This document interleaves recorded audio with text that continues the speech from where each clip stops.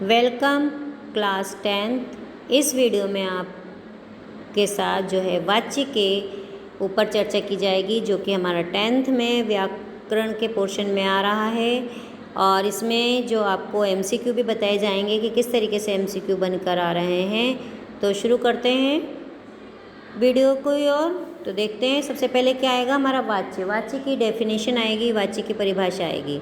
तो क्रिया के जिस रूप से यह जाना जाए कि वाक्य में क्रिया का मुख्य संबंध कर्ता, कर्म या भाव से है, वह वाच्य कहलाता है। मतलब जो हमारा क्रिया का जो है मुख्य संबंध क्या देखा जाएगा कि किससे है, कर्ता प्रमुख है, कर्म प्रमुख है या फिर भाव प्रमुख। जो हमारा वाक्य है, वाक्य में क्या कर्ता प्रमुख आ रहा है, कर्म या भाव, तो उसे वाच्य कहते हैं।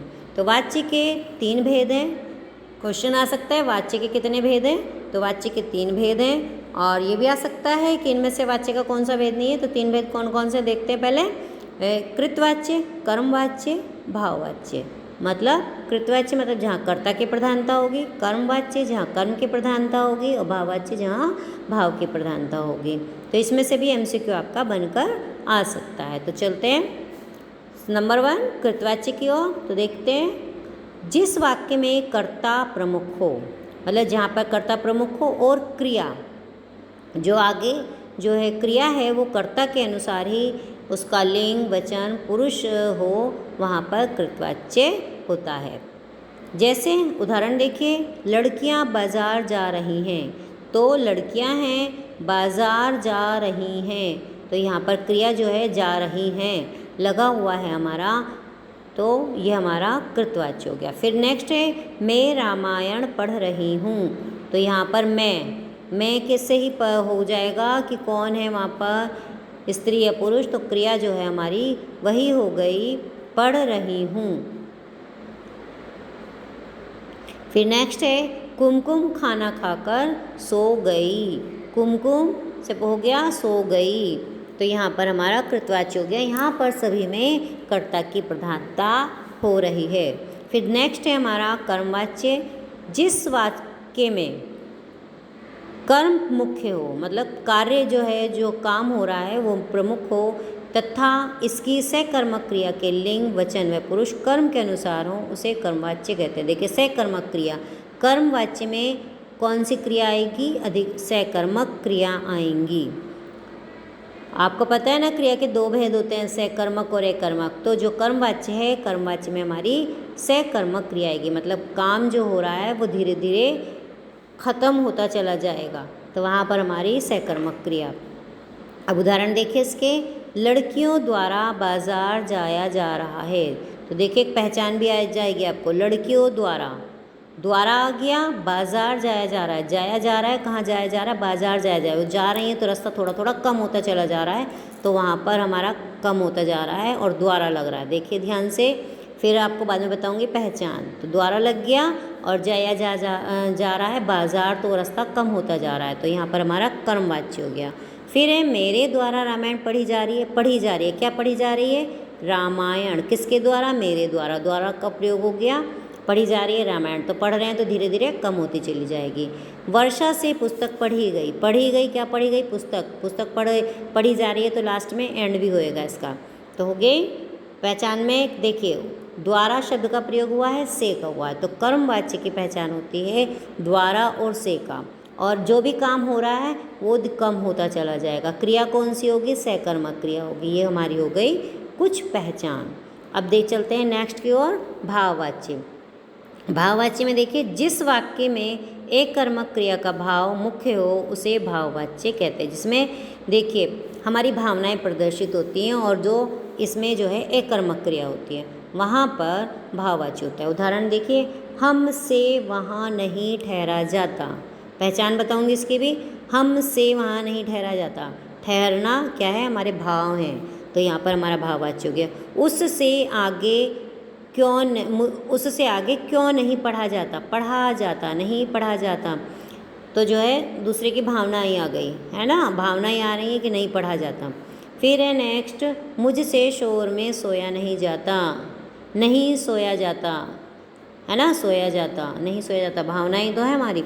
अब देखिए इसकी पहचान ये है, एक तो अधिकतर इसमें नहीं वाले शब्द होते हैं, अधिकतर से का भी प्रयोग होता है और द्वारा का भी प्रयोग होता है। ये इसकी पहचान है। अब देखिए नेक्स्ट आते हैं अब हम एमसीक्यू की ओर। जो हमारे एमसीक्यू हैं कि किस तरीके के बन के आ सकते हैं। देखिए पहला है राकेश से सोया नहीं जाता, कृतवाच्य में बदलिए। हमें इसे कृतवाच्य में बदलना है। तो देखिए क्या होगा। ऑप्शन राकेश नहीं रोता है, राकेश द्वारा रोया जाता है, राकेश रोने के लिए उत्सुक है और उपर्युक्त कोई नहीं। तो इसका हमारा क्या सही उत्तर हो जाएगा। तो देखिए द्वारा लग गया तो कर्मवाच्य हो गया, रोने के लिए उत्सुक है, सेंटेंस ही चेंज हो गया, फिर कोई नहीं है, फिर कौन सा बचा हमारा राकेश नहीं रोता है। तो जो राकेश नहीं रोता है ये हमारा सही उत्तर है। फिर अब देखिए नेक्स्ट, वह नृत्य देख रहा है, वाच्य भेद बताइए। अब इसमें हमें वाच्य भेद बताना है। नृत्य देख रहा है तो देखिए वह नृत्य देख रहा है, कौन सा वाच्य है। देखिए कर्मवाच्य, भाववाच्य, कृतवाच्य या उपर्युक्त सभी। अब देखिए द्वारा का प्रयोग हुआ है, नहीं हुआ है तो हमारा कर्मवाच्य नहीं है। और देख रहा है, क्या देख रहा था, नृत्य, तो भाववाच्य में नहीं आ सकता ना खाली, तो ये भी नहीं हुआ तो कौन सा हो गया हमारा कृतवाच्य हो गया। ठीक है, अब आगे चलते हैं। देखिए नेक्स्ट है उससे खाना नहीं खाया जाता, वाच्य भेद बताना है हमें इसमें। उससे खाना नहीं क्या हो रहा है, खाया जाता, खाया जाता लग रहा ना, कौन सा हो गया कृतवाच्य होगा, कर्मवाच्य, मिश्र वाक्य या भाववाच्य, कौन सा हो गया इसमें हमारा। उससे भी आ गया, नहीं भी आ गया, खाया जाता, तो ये हो गया हमारा भाववाच्य, क्योंकि द्वारा नहीं, अगर द्वारा होता तो कर्मवाच्य हो जाता। ठीक है, फिर नेक्स्ट है हमारा मैं दौड़ नहीं सकता, भाववाच्य में बदलना है। मैं दौड़ नहीं सकता भाववाच्य में, मुझसे दौड़ा नहीं गया, सेंटेंस भी ध्यान रखना कि चेंज ज़्यादा ना हो। मुझे नहीं दौड़ना चाहिए था, मुझसे दौड़ा नहीं जा सकता, मुझसे दौड़ा गया, तो सेंटेंस कौन सा मिल रहा है, मुझसे दौड़ा नहीं जा सकता, तो ये हमारा इसका सही उत्तर हो गया गे वाला, मुझसे दौड़ा नहीं जा सकता। फिर नेक्स्ट है रीता सो भी नहीं सकती। देखिए भाववाच्य में बदलना है। रीता द्वारा सोया गया, रीता से सोया नहीं जाता, रीता से सोया भी नहीं जाता, फिर रीता ने नहीं सोया, तो क्या हो गया सही उत्तर इसका, रीता से सोया भी नहीं जाता, ये हमारा भाववाच्य में बदल जाएगा। फिर नेक्स्ट है हमारा प्रेमचंद द्वारा गबन लिखा गया, कृतवाच्य में बदलना है इसको, मतलब कर्ता की प्रधानता लानी है।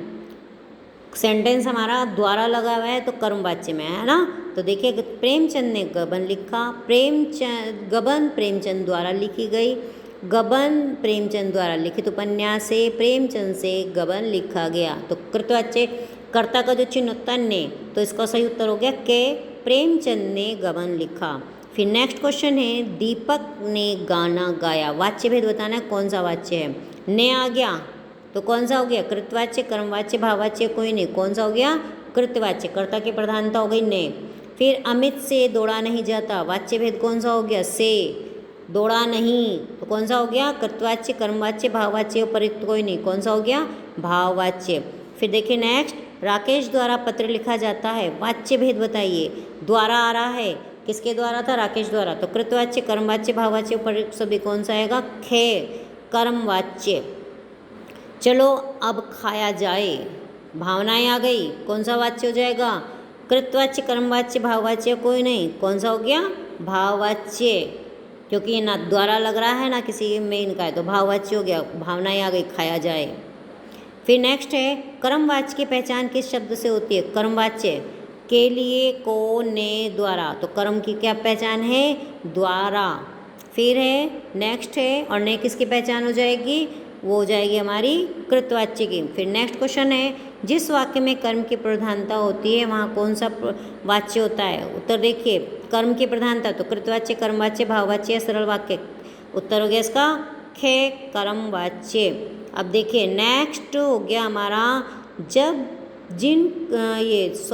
जब क्रिया का रूप कर्म के अनुसार हो तब कौन सा वाक्य होता है, कर्म के अनुसार, कृतवाच्य, कर्मवाच्य, भाववाच्य, मिश्र वाक्य, कौन सा हुआ कर्मवाच्य। मिश्र वाक्य कहाँ पर आता था, ये हमारे वाक्य हैं, है ना, वाक्य के 3 भेद होते हैं, वो वाला चला जाएगा यहाँ पे। ठीक है, इसका उत्तर हो गया हमारा कर्मवाच्य। फिर नेक्स्ट है वाच्य के कितने भेद होते हैं, कितने भेद होते हैं वाच्य के? 1 2 3 4 पढ़ाया भी आपको, कितने भेद हो गए? 3 भेद हो गए। कौन कौन से? कृत वाच्य, कर्मवाच्य और भाववाच्य।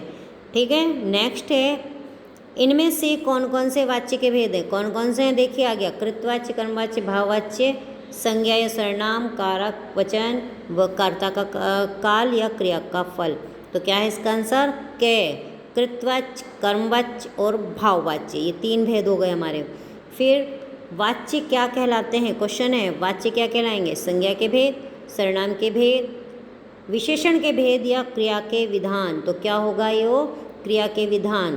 तो क्रिया का वो था ना कि क्रिया का जो है उसी के अनुसार हो जाते हैं, कर्ता कर्म और फल के अनुसार चल, कर्ता कर्म और भाव के अनुसार।